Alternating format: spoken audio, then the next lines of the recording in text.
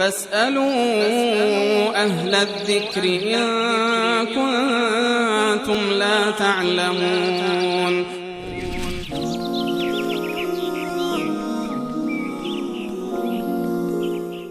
سال بعدی بیننده در مورد این است که حد نصاب پول نقد باید چقدر باشه تا زکات داشته باشه.